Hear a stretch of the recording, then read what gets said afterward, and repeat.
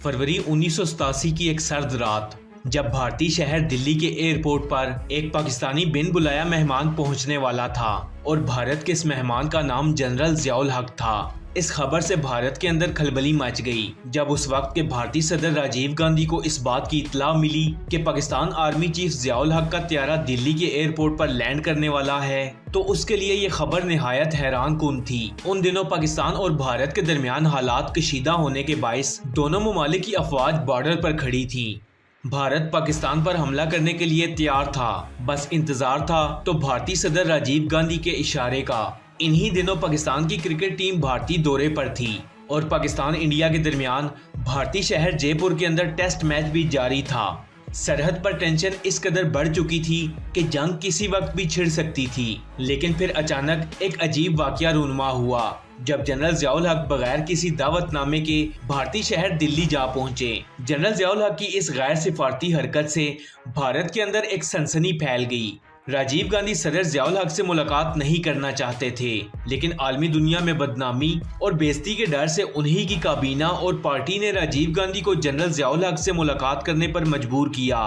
Friends, Rajiv Gandhi अपने वक्त का एक बेहतरीन सियासतदान था, लेकिन चूंकि बात पाकिस्तान और इंडिया की जंग की थी और फिर जनरल ज़ियाउल हक का अचानक भारत पहुंच जाना राजीव गांधी को कंफ्यूज कर रहा था। राजीव गांधी के मुशीर खास बहराम नाम के मुताबिक उन्होंने राजीव गांधी को फोर्स किया और कहा कि जनरल ज़ियाउल हक से मुलाकात ना करना भारत पर आलमी दुनिया की तरफ से कोई नया सवाल खड़ा कर सकता है। लिहाजा राजीव गांधी जनरल ज़ियाउल हक के इस्तकबाल में एयरपोर्ट पहुंचे और जनरल ज़ियाउल हक के साथ बददिली से हाथ मिलाया और अपने चेहरे का रुख दूसरी तरफ मोड़कर मुझसे कहा कि बहराम नाम जनरल साहब शायद मैच देखने की गर्ज से तशरीफ लाए हैं, तुम इनके साथ जाओ और इन्हें मैच दिखाओ। राजीव गांधी की ये बात जनरल ज़ियाउल हक के लिए निहायत बेइज्जती का मुकाम रखती थी, लेकिन राजीव गांधी उस वक्त शशदर रह गया जब जनरल ज़ियाउल हक इस रवैये पर नाराज होने की बजाय मुस्कुराए और राजीव गांधी से कहा कि भारत पाकिस्तान पर हमला करने की तैयारी कर रहा है, आप अपना ये शौक जरूर पूरा करें, लेकिन आप ये बात याद रखिएगा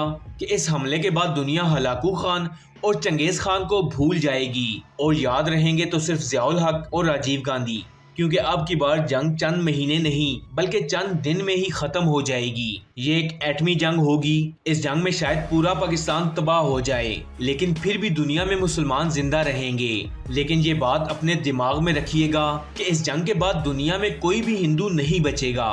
बहराम नाम ने अपनी किताब में लिखा कि जनरल ज़ियाउल हक की आंखें ऐसी लग रही थीं जैसे उनमें खून उतर आया हो, लेकिन उनके चेहरे पर मुस्कुराहट और लहजे में इंतहाई नरमी थी। मुझे उस वक्त जनरल ज़ियाउल हक दुनिया के खतरनाक तरीन इंसान लगे।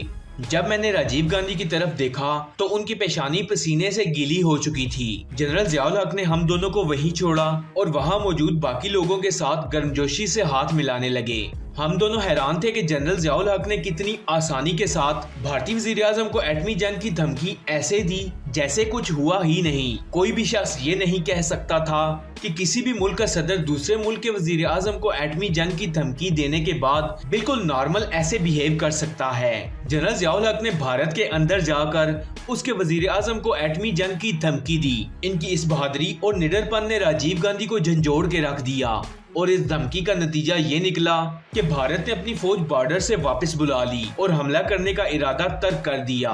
फ्रेंड्स, जनरल ज़ियाउल हक बिलाशुबा एक बहादुर और जंगजू इंसान था जिसने एक बेहतरीन वक्त पर बहादुरी का सबूत दिया, जिसकी बिना पर लाखों पाकिस्तानी और भारतीय मासूम लोगों को अपनी जान से हाथ नहीं धोने पड़े। फ्रेंड्स, इसराइल और भारत ने पाकिस्तान के न्यूक्लियर रिएक्टर पर हमला करने का प्लान भी बनाया था। जब जनरल ज़ियाउल हक को इस बात का इल्म हुआ तो चंद ही घंटे के अंदर जनरल साहब इसराइल के पाकिस्तान के ऊपर हमला करने से पहले इसराइल का न्यूक्लियर रिएक्टर तबाह करने का प्लान बना चुके थे। लेकिन इसराइल को इस बात का इल्म हो गया और इसराइल और भारत ने पाकिस्तान पर हमला करने की हिम्मत नहीं की।